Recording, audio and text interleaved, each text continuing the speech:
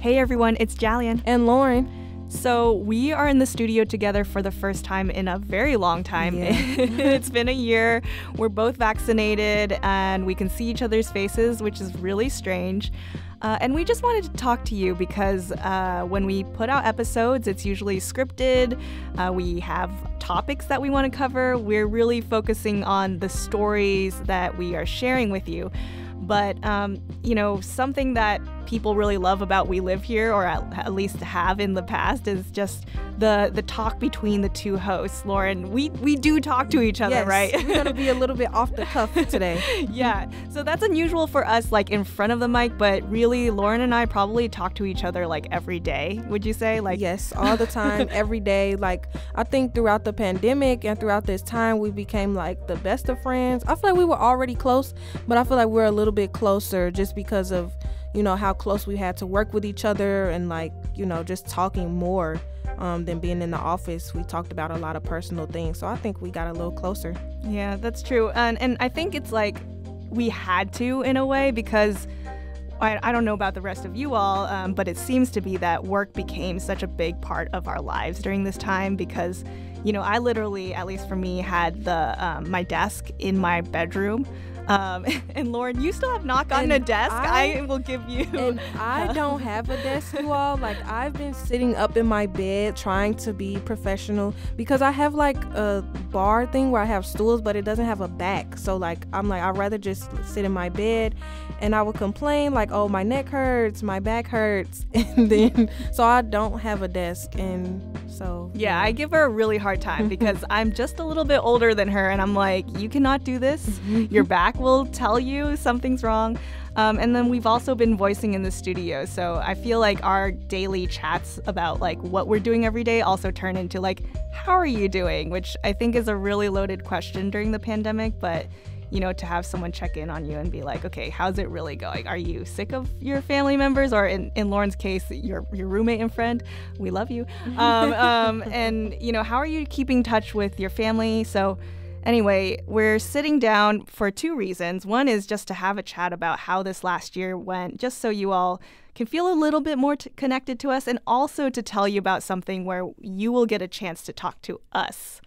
Lauren, should we tell them about their chance to talk to us before we get into our conversation, and then we'll remind them at the end? Yes, so we just put out a new listener survey. It shouldn't take but about 15 minutes of just a couple of questions to find out what you guys enjoy, what you guys like, what you don't like, if you like the length, the format, what you would like to hear from us. We just finished up our environmental racism season, so we're trying to figure out what we want to talk about next, who we want to talk to, where we want to go, and we think that your feedback will be really great. So we want to take a step back for a few weeks and just kind of hear you guys' thoughts, and you can find it at welivehere.survey. No, welivehere.show. /survey. All right, everyone. Welivehere.show is our website, and you do /survey to get to the survey. And yeah, Lauren knows exactly what she's going to say right up to the link. It's very funny. But I want to emphasize that, it was our idea to do the survey. There's no one telling us, you need to do a survey and right. talk. We really want to hear from you because we're here producing this thing, sometimes in our closets, sometimes out in the field, and sometimes way too much time on our computer. But we're making these podcasts for you, and we sometimes love what we're hearing.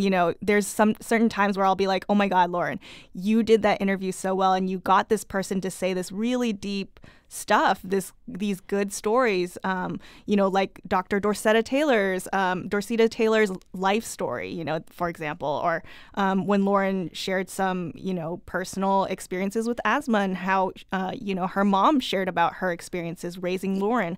Those moments are really good for us, and we're still not going to doubt our intuition on that.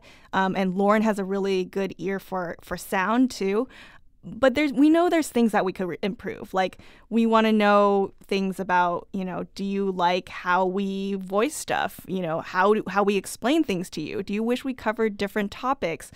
So many things. And also, I think through the pandemic, listening habits have changed. People are not, well, at least through the pandemic, people weren't going to the gym, for example. They weren't commuting.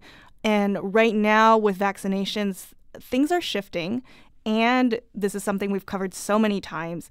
It's not been equitable. So not everyone has been able to go back to quote unquote normal. And we know that's not the case in many countries. So either way, we want to know what keeps you listening to We Live Here. What would make We Live Here meaningful to you? We have heard from people who use it in their classrooms, for example, but we also know some of you are, let's say activists, or you think of yourself as like a social change maker, or maybe you're even like a lawyer or a policymaker and you use We Live Here. Like what can we do to make your life easier, or give you information that you really crave, or maybe you listen to it and no one in your family listens to it. At least this is something relatable to me. And my partner is going to say, you shouldn't have said this, but, he hears my voice all day. And in the pandemic, he heard it a lot more. And so I kind of give him a hard time for not always listening to We Live Here. But if there's someone in your life who doesn't listen to We Live Here, but you think maybe they could if we change this one thing, we want to know those things too. I think that would be really great to hear from you guys and kind of engage with you all and kind of, just hear your thoughts and see where we can take the show, what things we can change, what things can stay the same, and how we can kind of work together to make We Live Here for the people who live here. Maybe you all want to hear more from me and Ja, like about what we like, what we don't like, our personalities. You see, when I said the link wrong, you can't see us. But while I was talking, I looked at her like, that's right, isn't it? So, we have a good team. We know each other's strengths, weaknesses. We know what each other's going to say or think most of the time, I would say. Well, is it maybe because we're both Cancers? Like, I think so. We're both Cancers. Our birthday is, a week apart. So, Cancers are very, we're emotional. So yes. I think, like, if you don't take the survey, we might get a little emotional. We might get our feelings hurt. Like, they listen to us. That's we true. see the stats. But sometimes fewer people listen to us on certain episodes, and we don't know why. Like, please tell us. We want to know. We definitely do. And like Josh said, I really enjoy having conversations. And, we always try to balance it out, like things that I like, things that she likes, and we kind of take lead on different things. And I think a lot of the episodes that Ja took lead on, farming and demolitions. Is it farming? Yeah. Oh, well, no. It was okay. So this is another behind the scenes thing that you wouldn't know if you weren't talking to us. We have working titles that yes. are more descriptive. So for a long time, it was like demolitions, because this is something that these two Black artists were. Farm Dreams and Toxic Dust was the name of the episode. Exactly. Yes. So, but we have these working titles, and then we change it to. Yes, after we hear from people and kind of think of, things that they said that really, stuck with us and things like that. But what was I saying? Oh, I was saying that those investigative, like, research, being able to have something happen after an episode comes out, like them being able to talk to the EPA or like try to get soil tested, like different things like that. We value those just as much as we value like just more relaxed conversational episodes. So we try to bring you a balance of both. Yeah, I mean, really, like, so there's this part in the survey at the end where you can just like write whatever, I think, if they have anything else that they're thinking of. And don't be afraid to hurt our feelings. We'll be fine. We really do want to know what would make the show better. Something else that we've been thinking about are the concept of community. I can never see. This is the other thing. I can never say that word, but we say this word in our episodes all the time. Community producers. I have to really enunciate. So we're thinking about community producers, and what that means is someone in St. Louis who's always kind of thinking about stuff and starting good, thought-provoking conversations. We're starting to reach out to certain people and see if maybe they would be on our show, just because we are thinking about maybe we want to put out the show more often. But that's another thing that we're asking about in the survey. Like, do you want to hear We Live Here more often, or is every other week schedule good for you? Because I will say, for me and Lauren as producers, like, thinking about putting out We Live Here more often really terrifies us. We're a really tiny team. Most podcasts, you might notice when you listen to the credits, have a lot bigger teams. And so we definitely need help if we're going to bring on more people. Yeah, and I think that, I keep going back to this word engagement, but just being able to engage with more folks, being able to hear other voices than just ours. Yeah. Even though we talk, but it's not that much. Is mostly just to carry a story along and things like that. But, you know, just to have other voices and other people that can bring new ideas and kind of give us a new spark and a new wave of doing things. So I think that's going to be great. So we're reaching out to people. We're trying to figure out, you know, how we can work together, how we can collaborate, and how we can produce the best shows for you all.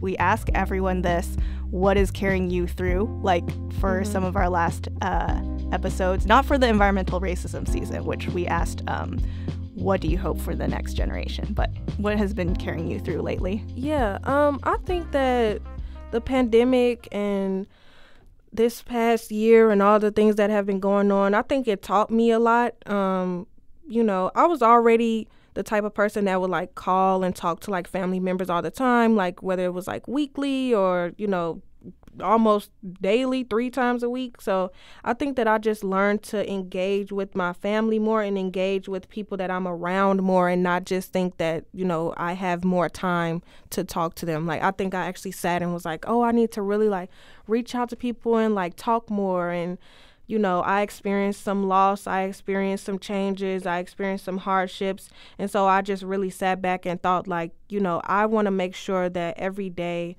that I'm able to reach into and talk to people that, you know, are a part of my life, people that I love, people that, you know, that motivate me, people that are supportive, and not to forget, you know, those small, tiny moments that you can have with people. And I think I really started to value that more. And just taking time to myself. I've never sat at home that much, like just sitting and looking at the same walls. I can't take any more interviews, podcasts, movies. I've watched them all. I've listened to it all. What do I do now? I was like, Ja, can I go somewhere? Like, she's like, no. I'm like, I need to escape this room. But yeah, I think I learned a lot.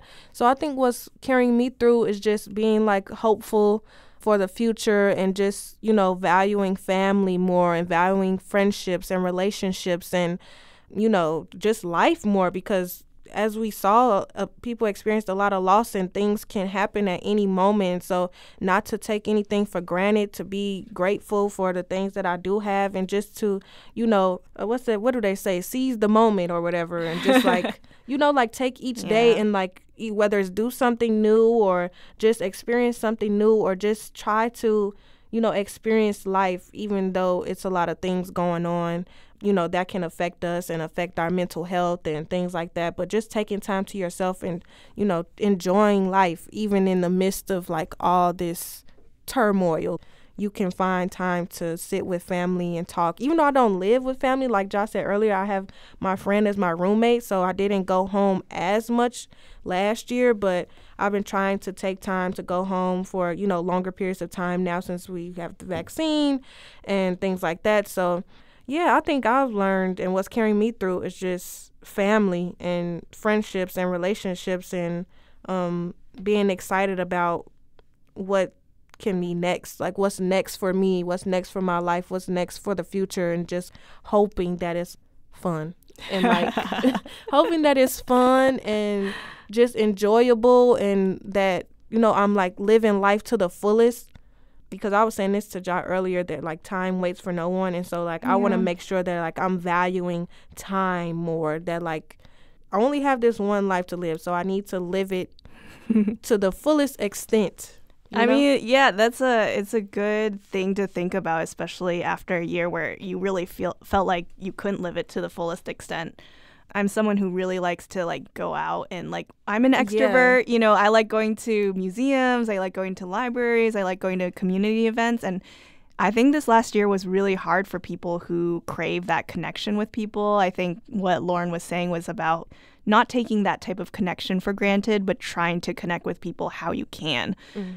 So it really reminded me of the times that me and Lauren would go out into the field. You know, it was I think a little bit selfish, to be honest. Like, part of it was to bring you all with us because stories are a little bit hollow without that connection, without feeling like you're somewhere. You know, we've done a lot of stories where people are episodes where people are sharing their perspective, but it's not the same as the ones where we actually go out to a community cleanup or we go out to someone's urban farm and see, you know, what it is that they're working on. So we did choose things that would be safer during the pandemic. We were wearing masks. We were socially distant.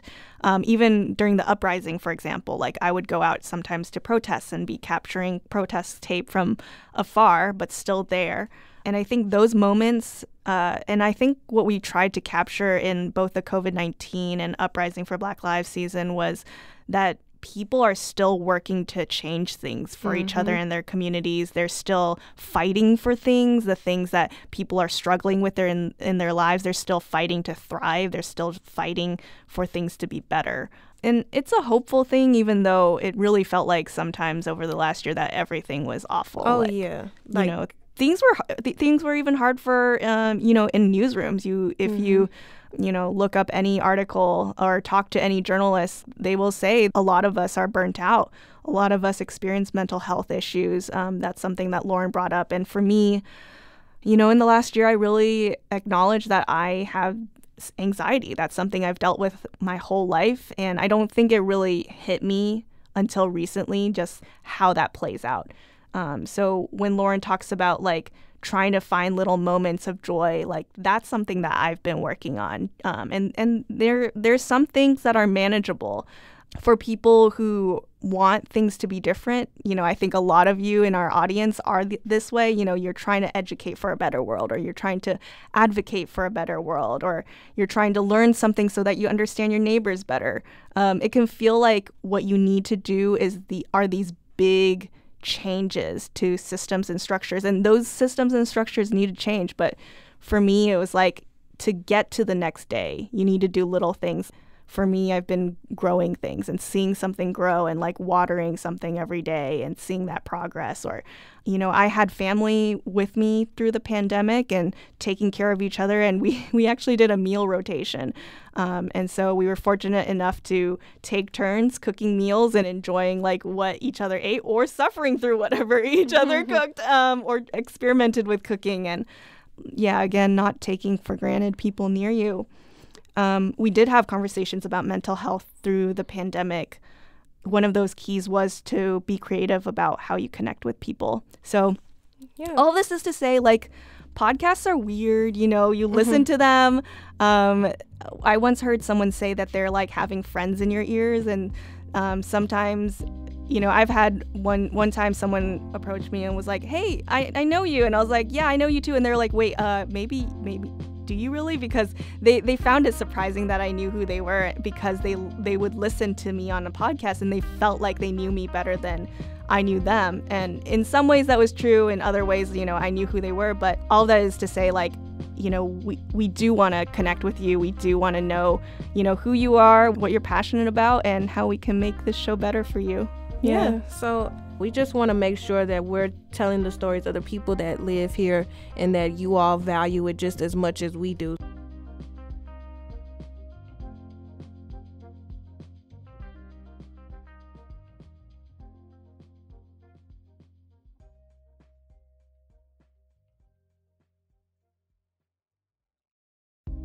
Yeah, so we're at We Live Here STL. If you're a listener, hopefully you know that. But we're on, you know, Twitter, Instagram, Facebook. Comment on our stuff. Like, we do read it. You know, sometimes we get in our routines, like, here's an episode. This is what we say to, like, put it out. But we do want to talk to you. We do want to hear your perspectives, because sometimes or often you have stories that we aren't even thinking about. And that's what makes this show awesome, when we get some tips and like, have you ever thought about this? Or I'm going through this. So WeLiveHere.show/survey. Yep. All right, guys. That's all. That's a wrap. Yeah, we need a sign off thing. That's a wrap. That's a wrap. So, all right. All right. Bye. Thanks so much for joining us for this candid conversation. Again, the listener survey can be found at WeLiveHere.show/survey. This show, We Live Here, is produced by me, Jialin Yang, and my co-producer, Lauren Brown. St. Louis Public Radio is a member-supported service of the University of Missouri St. Louis. From St. Louis Public Radio and PRX, this is We Live Here.